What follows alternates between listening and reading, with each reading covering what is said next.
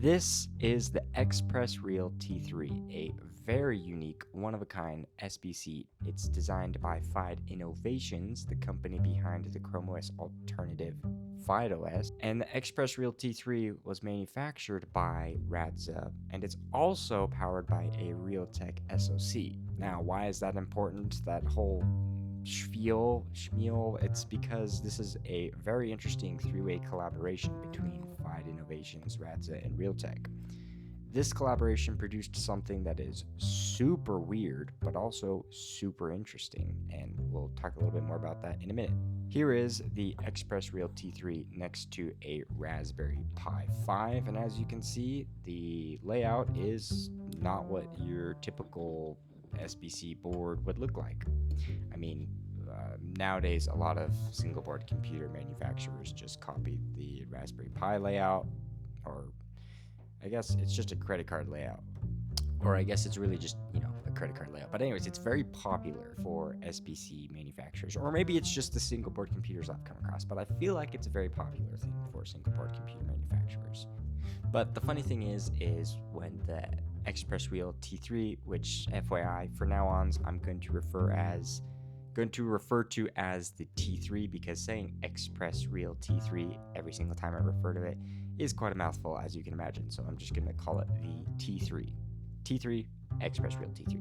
T3 XpressReal T3. So this SBC came out last summer, and when this released, it pretty much flew under everyone's radars. I mean, Explaining Computers made a video on it, and so did Leap SP video, but yeah, that's about it. Like, it just kind of disappeared off the face of the internet after that. No one really talked about it, and soon after its release, you actually no longer could purchase it, which I'll explain why later. Like, bear with me, I have so much to tell you. It's just highly interesting. Just hold up, don't click off the video. I know your attention span is already out the window, but stay here, stay with me. Real quick, before we jump into talking about the specs, if you're new to my channel, hi, my name is Ryder. I operate this YouTube channel. I make videos about my hobbies and interests, and I also review technology. Most recently, I made a video looking at Bofang's UV5R ham radio, because I'm getting into ham radio and learning about that. That video is on screen now. You can find it up here in one of the corners, and also linked down in the description. And I also made a video talking about some distraction blocking tools, where I looked at some products like Brick, where if you tap your phone to the brick, you can block social media apps, which can help you focus more. And it's all in all a pretty good tool. So I've got those two videos. Go ahead and check them out if you're curious. And also, shout out to FydeOS for sending me this review unit on day one of its release, and I just never made a video on it until now. So yeah, a little bit of a disclaimer. FydeOS, or Fyde Innovations, did send me the T3 for the purpose of this video. However, all thoughts and opinions are my own. They had no say in this video, and no money exchanged hands, aside from I did pay for shipping for this. So the T3 offers a Realtek RTD 1916B SoC. It's a quad-core ARM Cortex A55 SoC that works up to about 1.7 gigahertz. It does its job, but it's not anything special. Now, there's an NPU built into this chip, but I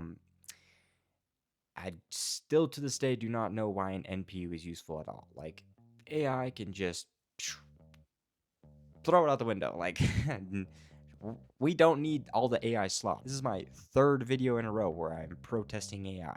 So the T3 comes with 4 gigabytes of LPDDR4 RAM, and although that seems very little, it is pretty powerful for what you get, with an asterisk. Now, as for storage options, there is a built-in eMMC chip on the T3 that is 32 gigs.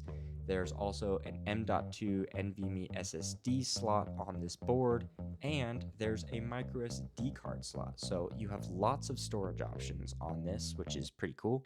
As for ports, we have a full-sized HDMI port, a USB-A port, and a USB-C port.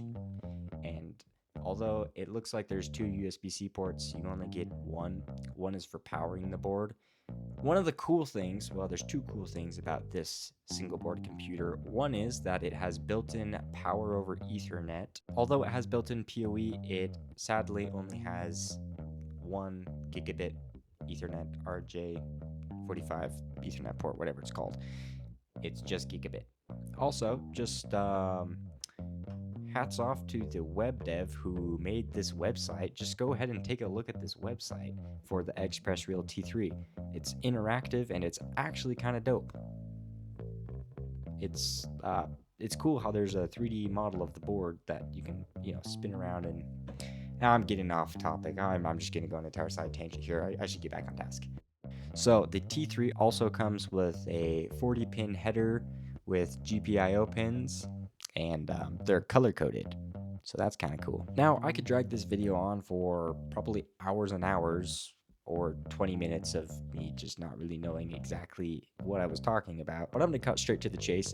And first off, I'm going to say, if you really care about all of the nitty-gritty, in-depth things, I recommend you go check out my website at ryderhutchings.com, which is on screen now.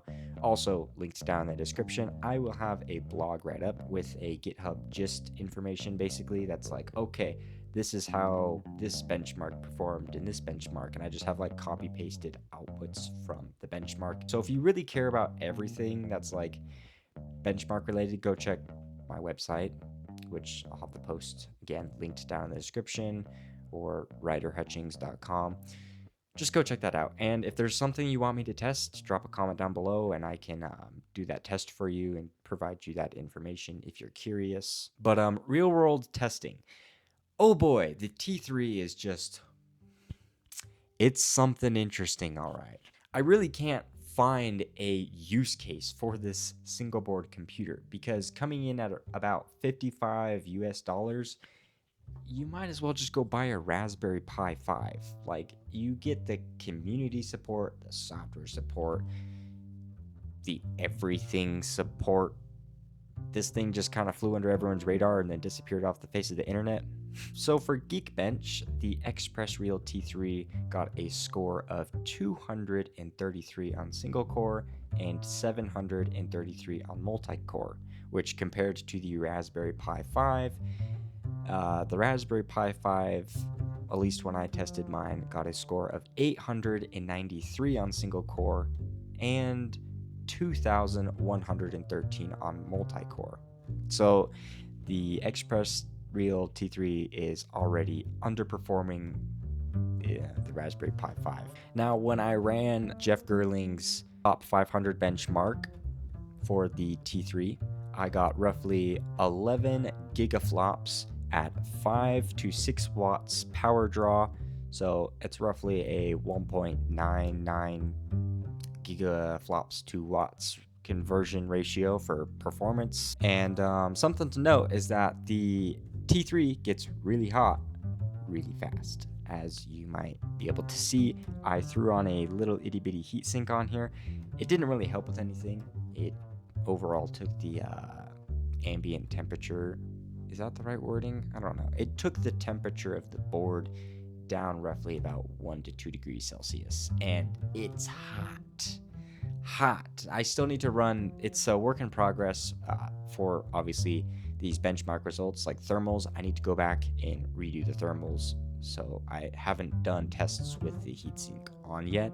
I've just monitored temperatures and been able to compare just a little bit. Generally, web browsing, it was like 52 to 68 degrees Celsius, which is, reasonable. And watching YouTube was also pretty reasonable as long as it was in 1080p or less. Because boy, does it struggle with 4K. If you try to watch 4K on this thing, oh boy, it struggles. It's bad.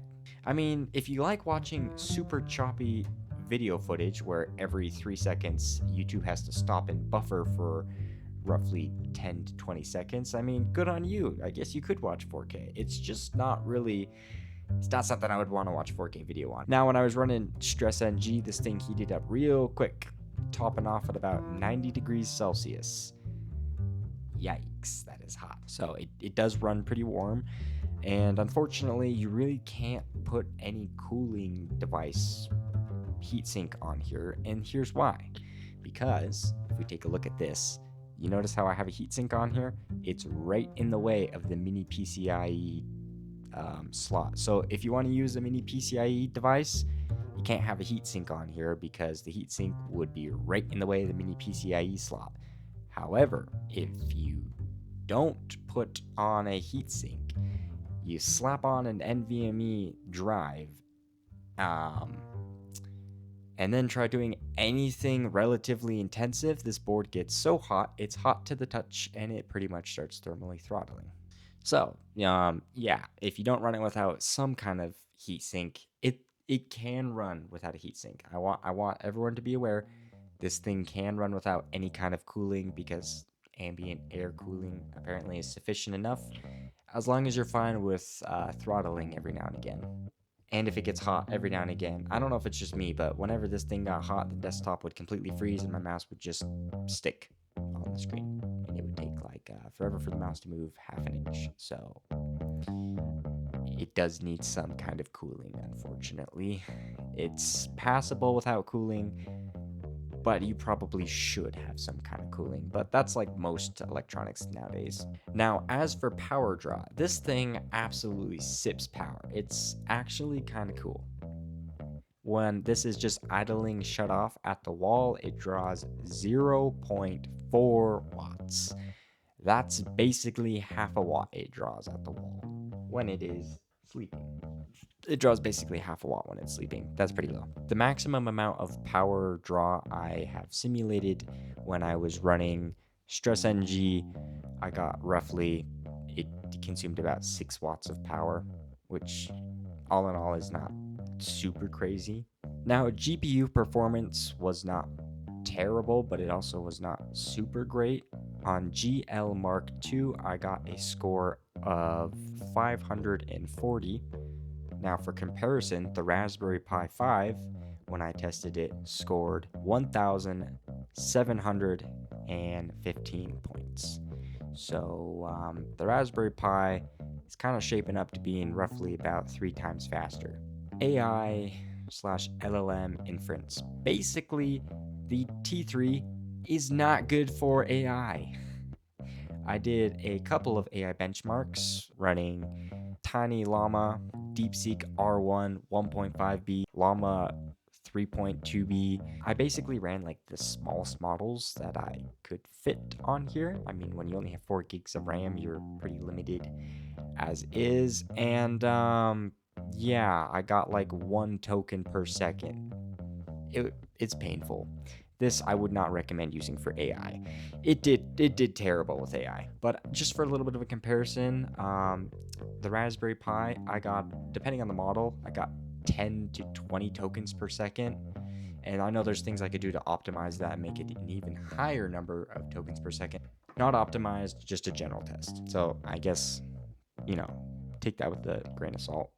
Now, the XpressReal T3 is it's a pretty fascinating little single board computer. I do have to say that. However, I don't really know who this is for or what the use case of this is. I mean, you could use it as a NAS. You could put like a M.2 NVMe SSD on here and use the power over Ethernet and have like a mini portable NAS.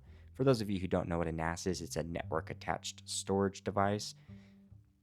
Basically, it's like a USB thumb drive that is attached to your network. So any device that's connected to your network can see that storage device and access it.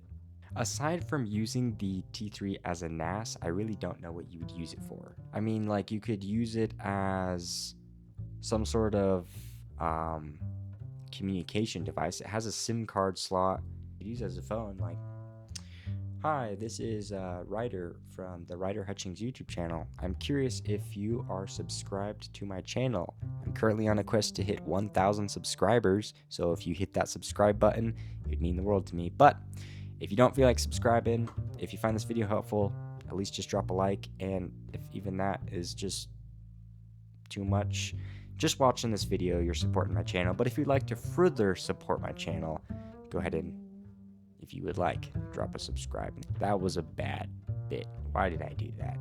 But I really don't know what the T3 is useful for. And I'm being brutally honest. Like, out of the months I've had it testing, it's not really useful for anything except for maybe a network attached storage device. That's pretty much all I can find a use case for. Because there are GPIO headers, so you could do some IoT projects. You could basically use it as a drop-in replacement for a Raspberry Pi. Theoretically, you'd use it for just some basic electronics project. I feel like the main target purpose for the T3 is using it as a kiosk. A kiosk is pretty much what it's advertised for, so I really don't know what this little single board computer is for. But it is neat. I do like the form factor layout, and it's designed to work with FydeOS, but it does have Armbian support, and there's, I believe, a Debian image and some OpenWRT images out at this point in time. I'll have the relevant links in the description so you can go read more about this, and you understand. So yeah, basically, I don't know. Would I recommend you go and pick up the XpressReal T3? I mean, if you're into novelty SBCs, like really unique single board computers, by all means, go ahead. But that is if you can actually buy it. And here's what I mean. The T3 released around August, and in November last year, it went out of stock on Fyde's website, and since then has not come back in stock. The reason being, AI, stupid AI. Basically, AI has been driving up RAM prices recently, which is not super newsflash. This has been going on for quite a minute now. And manufacturers of LPDDR4 RAM, which is on the T3, no longer produce LPDDR4 because they're transitioning over to LPDDR5 RAM, which is faster and more profitable for AI. The CEO of FydeOS put out a message basically explaining in their Discord why they are not coming back into stock, and it likely will not be coming back into stock anytime soon just because of the RAM prices, which now no longer affect just RAM. I mean, SSDs are not immune, hard drives are not immune. Like, what's next? Are we not going to be able to buy anything? The XpressReal T3, the reason why you can't buy it is because RAM prices are just outrageous, and Fyde just cannot source the raw resources to the raw materials, aka the RAM chips,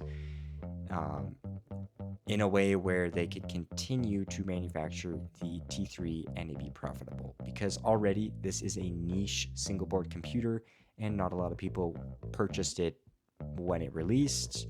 So again, you got to think, like, if it costs more for them to manufacture and no one's going to buy it, why would you continue to manufacture it? So it's currently just out of stock, and I don't know when it will be back in stock, but as of recording this video, it is out of stock.